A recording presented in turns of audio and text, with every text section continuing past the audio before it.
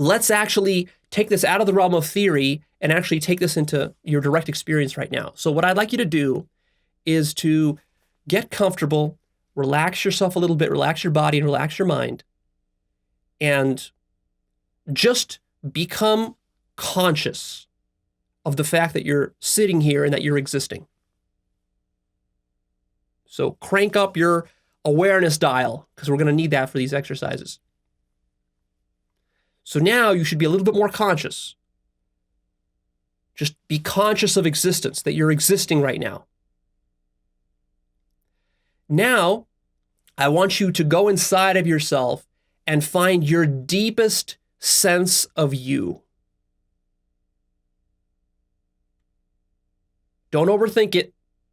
Just go and find inside yourself and find your most essential nature. What is that? Try to find it.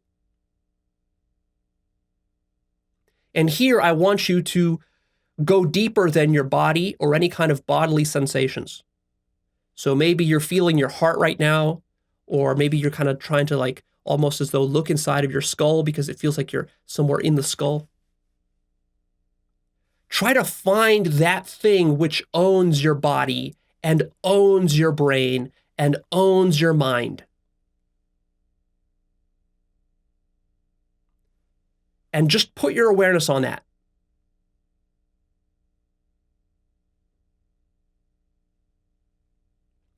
And ask yourself, what is that?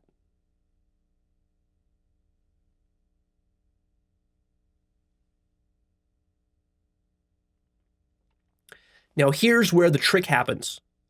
The ego mind is very, very tricky. So what it will do, especially when you're new to self-inquiry, is that it will not allow you to really go to your true, empty, essential nature. Instead, what it'll do is it'll sort of allow you to go there halfway, but what will happen is then thoughts will come up. Because to do this self-inquiry effectively, you have to be able to do it with a silent mind, without a bunch of monkey mind and theories and ideas and concepts and beliefs. You have to actually feel into it with your awareness. And so that thing, whatever that thing is right now that you're pinpointing as your true self, that thing right there, that is actually the false self. That's not the true self. Because your mind is coming up now with images and words and beliefs and concepts about what that thing is. And all of those are the false self. So let's be very explicit here, because this is important.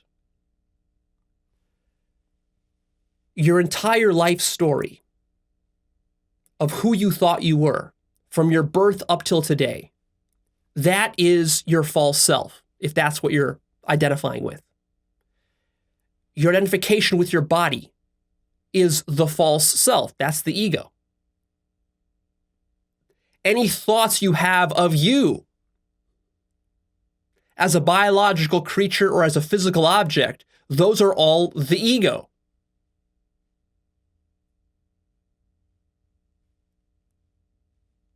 So what does that leave you with?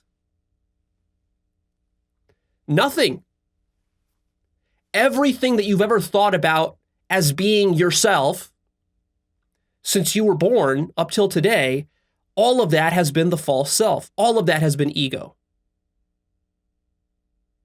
And when I tell you to go deep inside of yourself and find your essence, what you're probably going to do is you're going to start to feel more into your body, and there's going to be body sensations like in your chest. You might feel your heart, or you might feel inside of your skull a little bit, or the back of your head. And all of those feelings are also the false self. You see, so the reason that self-inquiry is so sneaky is that we're trying to get you to go really deep inside and to find that emptiness within you.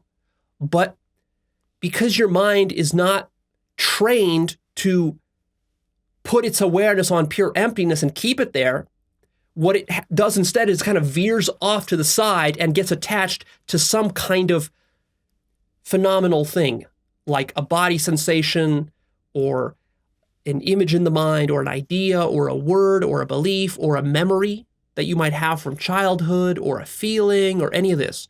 And none of this is the true self. This is all the ego.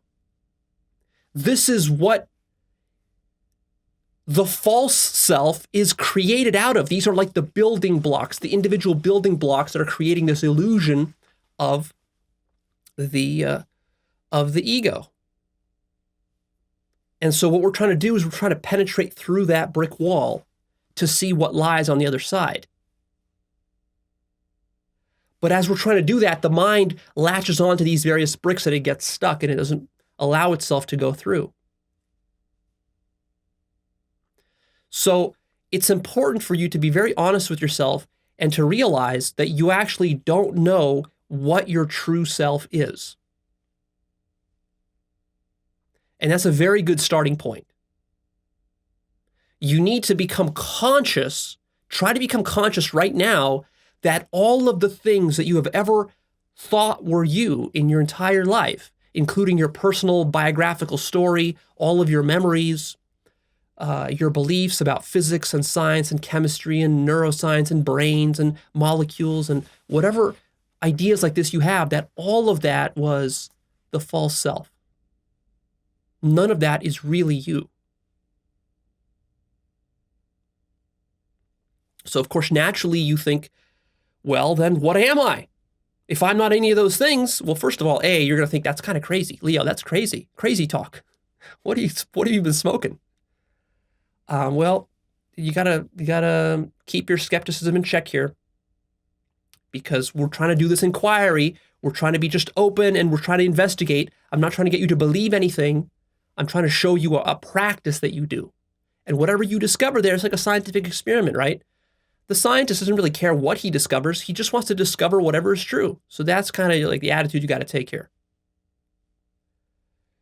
The problem, though, of course, is that you're so used to identifying with your memories and your biographical story and your body sensations and your thoughts and self-image and the image of your face. You're so used to this that how do I convince you that all of that is not really you? When you have spent your entire life thinking that's you, and your entire environment and culture and your parents and your friends and your teachers have all been reinforcing that within you. You see, what we're really doing here is we're sort of trying to de-brainwash you, deprogram you. But you have been so thoroughly brainwashed and programmed from your very birth that you can see that it's very difficult to do.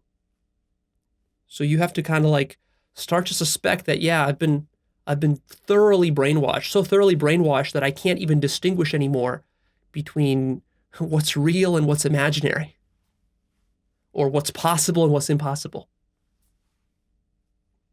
So make sure you keep a radically open mind here as you're doing these exercises. But yeah, so see, the problem is that you're identifying with all this stuff. And what I'm trying to get you to do is to go beyond all that, to the emptiness inside of you. So let's try that right now. Again, go inside and find your true self. What is it that you believe you are in the most essential way? Not your body, not your brain, not any thoughts, not any beliefs you have, not any images of your face or the back of your head or of your body, not even any feelings in your chest or in your skull. So what you should be doing, you should be kind of turning your awareness inwards like this, inwards back into your eyes, into your skull, and trying to get, can you feel that sense of kind of like emptiness that's there? You have this sense that you exist. You have this sense of I amness that's there. But you can't quite pinpoint it. You can't quite put your finger on it. You can't quite tell what it is. And in fact, it's difficult for you to even keep your mind on it because your mind veers off to various other tangible sensations in your body.